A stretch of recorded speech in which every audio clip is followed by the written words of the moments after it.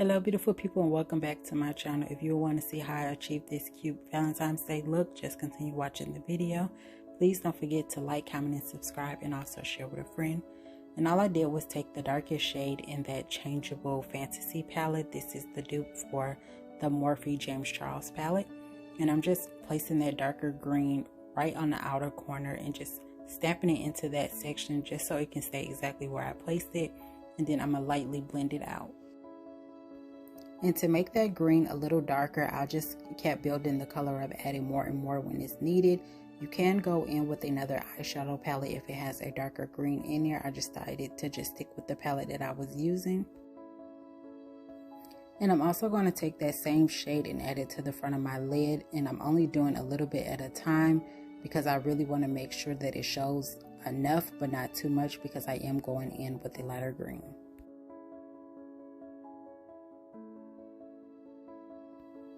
Now I'm just going to take this light green shade and I'm going to add that directly on top of where I added that green and just blend it out, fade it out, just to give me that smooth transition.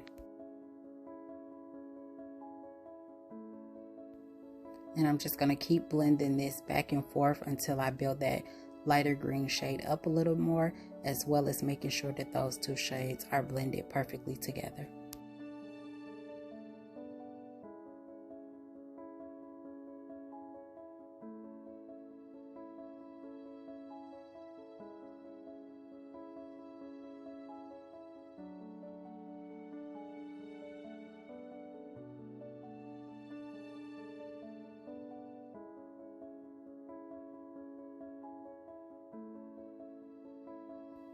Now I'm just going back in with that darker green shade and I'm building that color up a little more, and I'm still going to blend back and forth with both of the shades, but I'm just building that up.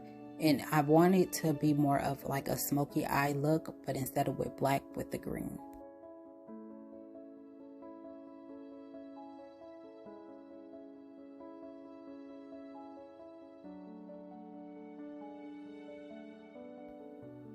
And you can go ahead and clean up the eyeshadow on that lid if you want to, but I'm just going to go straight in with my concealer just to cut my crease. And I like to put a little bit of concealer closest to my eyeshadow line and lift up, because that would show you exactly where your crease needs to stop at. And when cutting the crease, you want to take your time and do patting motions. You don't want to swipe at the top, because you don't want to mess up that line. You want that line to be as crispy as possible. For me, I like to do patting motions when it's time to cut my crease, and then to fill in the rest, I will do like little swiping motions. You want it to be as smooth as possible. You want those eyes to be identical.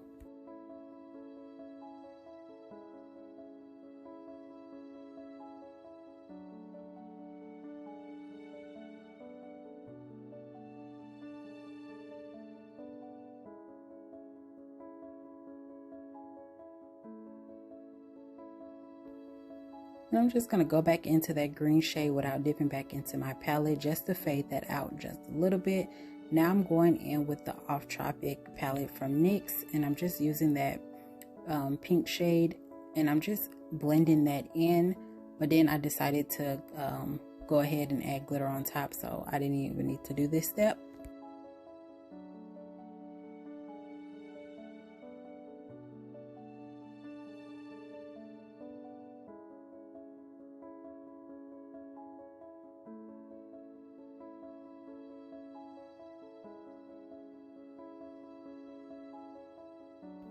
And I'm just taking that same pink shade all over the lid, and I'm just doing this so when I go to add the glitter, that if some places the glitter don't really stick to, that you won't be able to tell.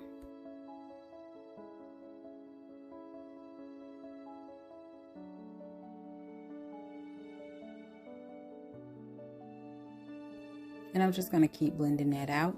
And I like to use the NYX Glitter Glue as well as the NYX Glitter Pigments. And first I'm going to go ahead and follow that guide that I used to cut the crease with the glue. And I'm really taking my time to make sure that I don't get any of that glue on the green, because you don't want your glitter to be on that part of the eye.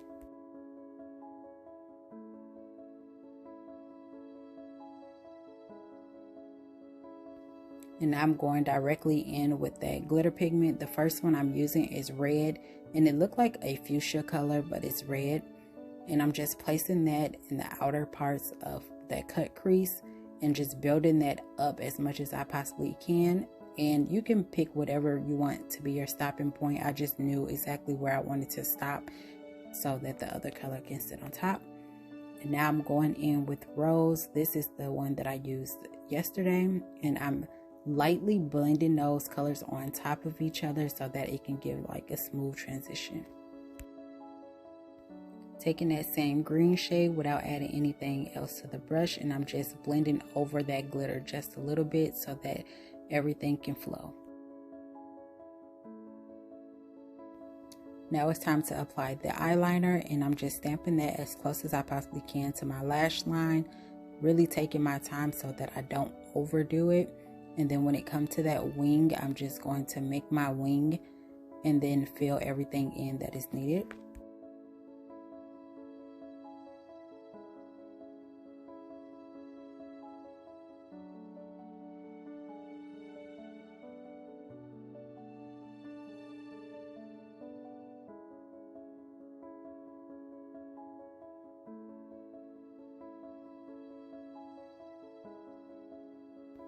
And this time I am going to add on my lashes off camera. And there you have the finished eyes. Now going into the skin prep. Now I'm going in with some moisturizer, and I'm going to use 2 different moisturizers because I want to make sure that my face is really moisturized. And I'm adding a decent amount and just blending that in. And this moisturizer by itself will do the job, but I just wanted to make sure that I'm really hydrated.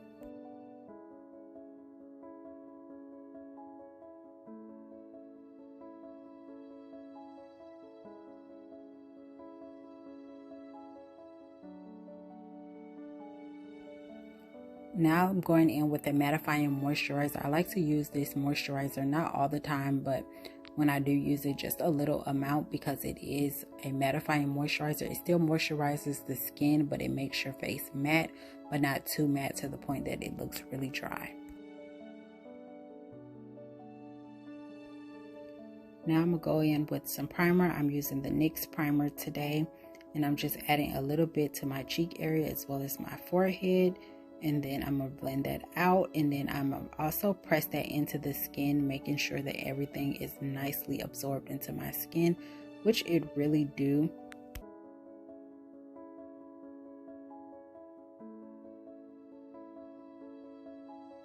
Now it's time for the foundation, and I'm using my Sephora foundation, and I'm just using my NYX brush, and I'm just stamping that foundation into place. A little bit goes a long way.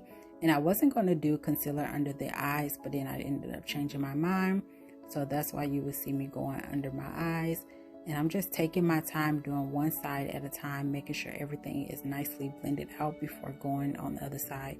And as you can see, a little goes a long way.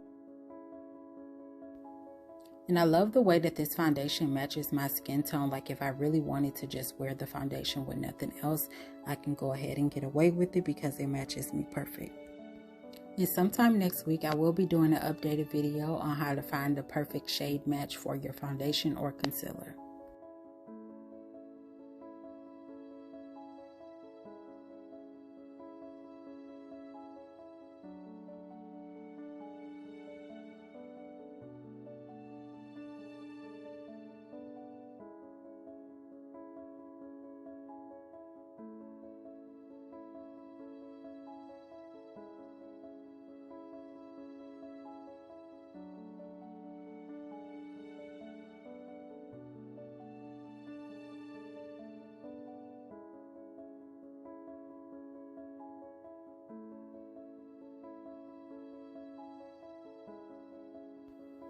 And now I'm just adding on some fixing spray just to fix anything, as well as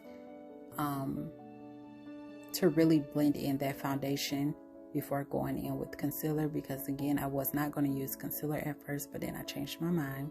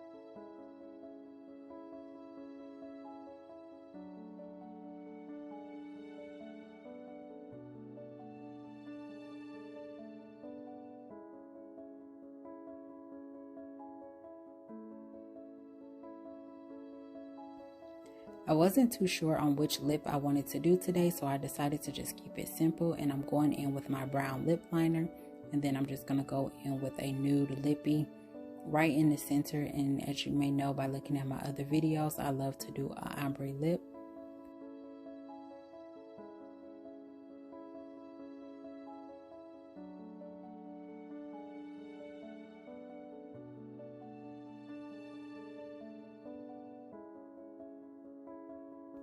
And for this lip, I was debating on if I should leave it matte or go ahead and do gloss, and I decided on doing the gloss, but you can leave it matte if that's the look you're going for. Hope y'all enjoyed this video as much as I did making it. Please don't forget to like, comment, and subscribe, and also share with a friend.